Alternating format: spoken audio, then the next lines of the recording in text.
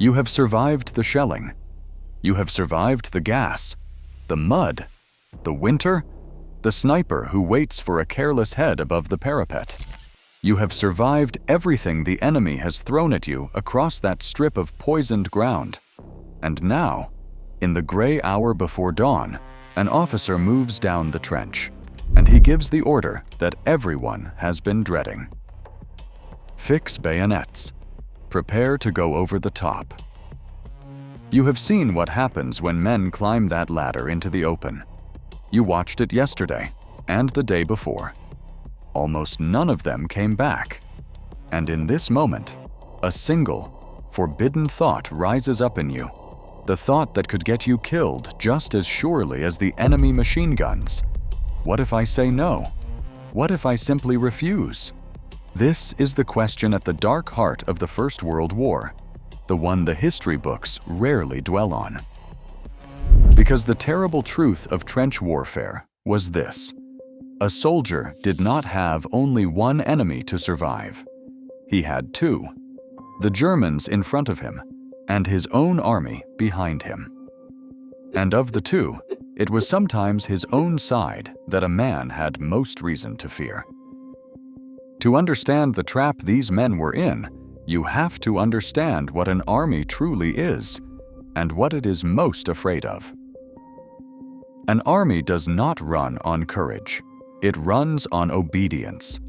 A general can order 10,000 men to walk directly into machine gun fire, and the entire war depends on those 10,000 men doing it. But no sane person wants to walk into machine gun fire. So the whole structure of an army, every rank, every rule, every punishment, exists to solve one impossible problem. How do you make frightened men do the thing that every instinct in their body screams at them not to do? The answer the armies of the First World War arrived at was simple, and it was merciless. They made the price of refusing even more terrifying than the price of obeying. They made sure that the fear of your own side burned hotter than the fear of the enemy. And so, when you stood at the bottom of that ladder, you were not choosing between danger and safety. You were choosing between two different ways to be destroyed. Let us say the order comes, and in that instant, your body simply will not do it. Perhaps you freeze. Perhaps the words come out of your mouth before you can stop them. No, I will not go. What happens to you now? The first thing to understand is that this was not treated as a private failing, a moment of weakness to be quietly forgiven. It was treated as a crime, a serious military crime with names that carried the weight of the gallows: disobedience, insubordination, cowardice in the face of the enemy, and worst of all, desertion. And these were not vague accusations. They were written into military law, and that law gave your officers an almost unimaginable power over your life. In the moment of an attack, a refusal to advance could be seen as the single most dangerous act a soldier could commit, more dangerous than the enemy, because if one man could refuse and live, then so could the next, and the whole fragile machine of obedience would fall apart.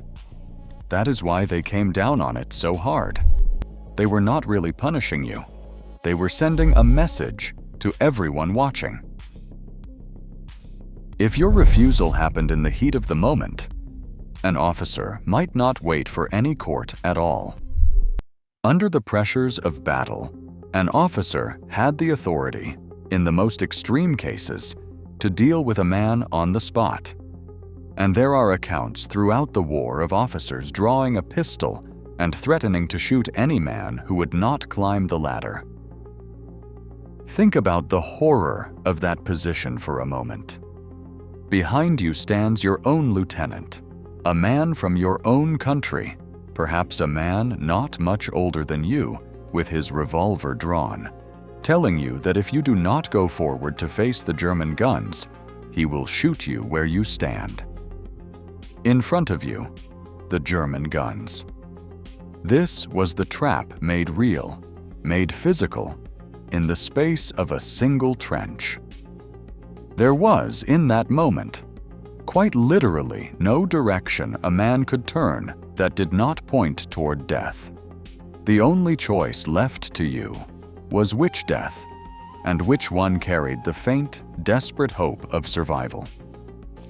But most cases did not end with a pistol in the trench. Most followed the cold machinery of military law, and that machinery was the court-martial. If you refused an order, or ran, or were found to have abandoned your post, you would be arrested, taken back behind the lines, and put on trial before a panel of officers. Now, we imagine a trial as a place of fairness, of careful evidence, of a chance to defend yourself. Push that image out of your mind.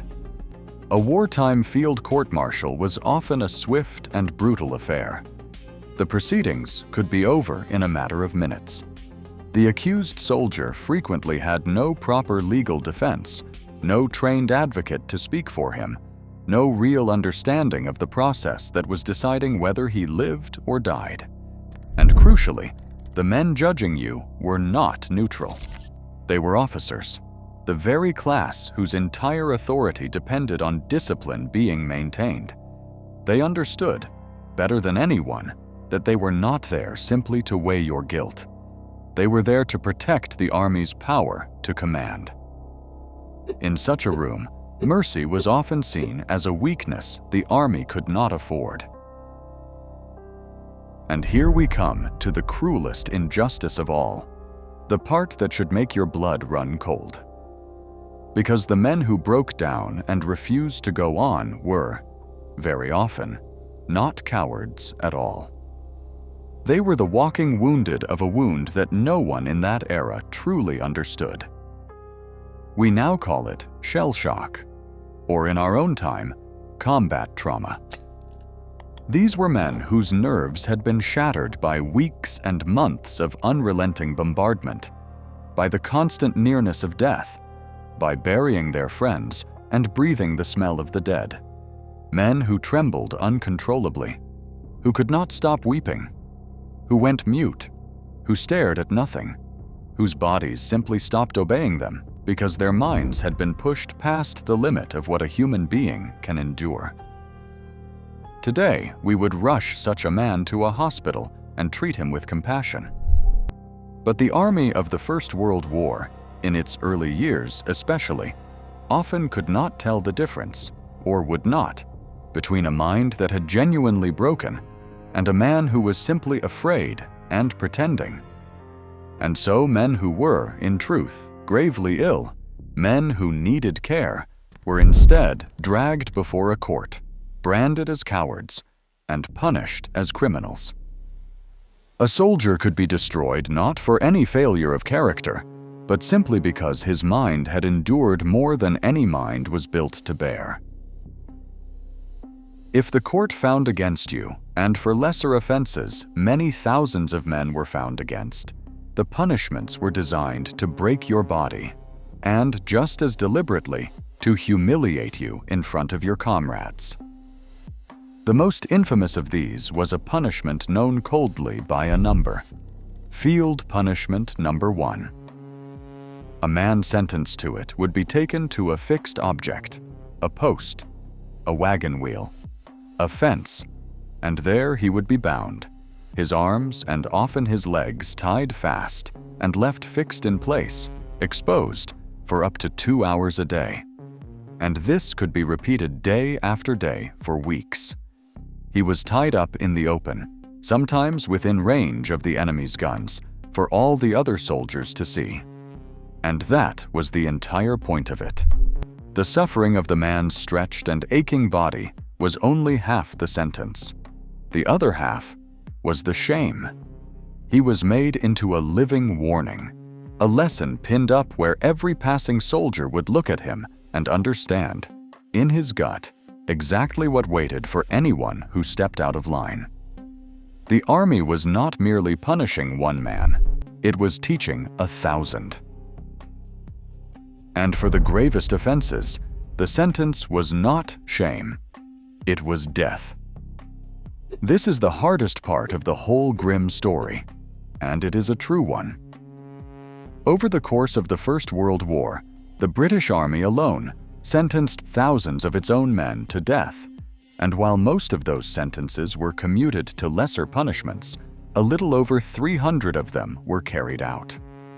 More than 300 British and Commonwealth soldiers were executed, not by the enemy, but by their own side. They were shot at dawn.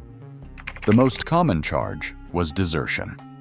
Some were shot for cowardice, some for disobedience, some for casting away their weapons. And the manner of it was as pitiless as the sentence.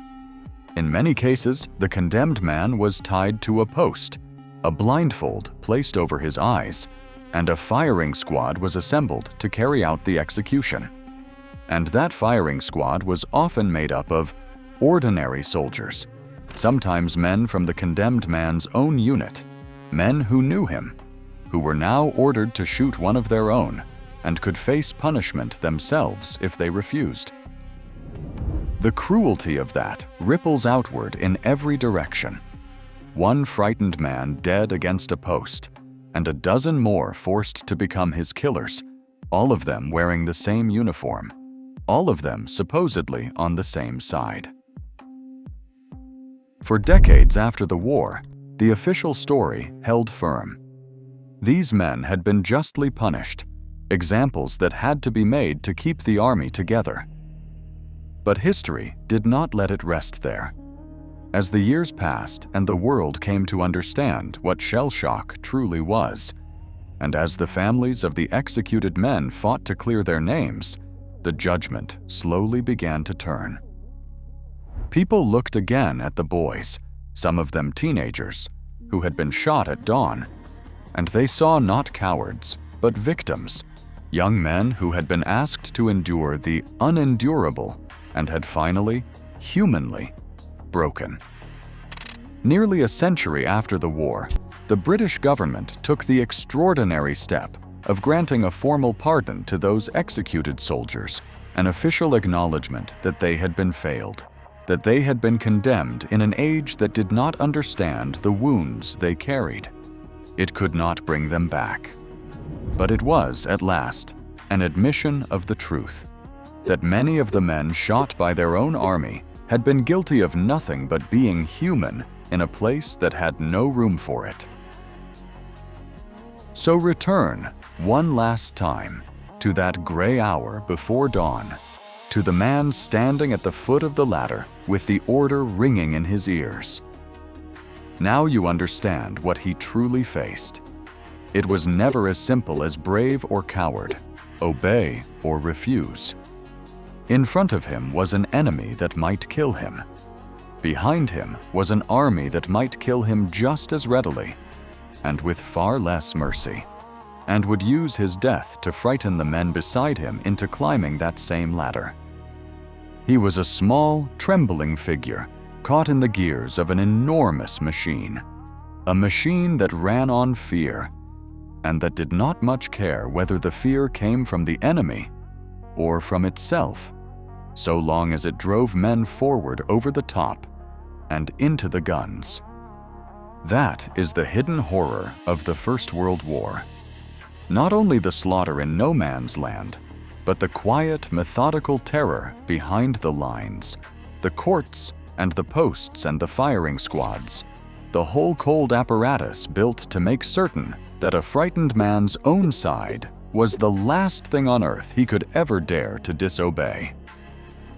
If you want to keep uncovering the truths of this war that the monuments leave unspoken, then stay with us, because there are a great many of them, and everyone deserves to be told.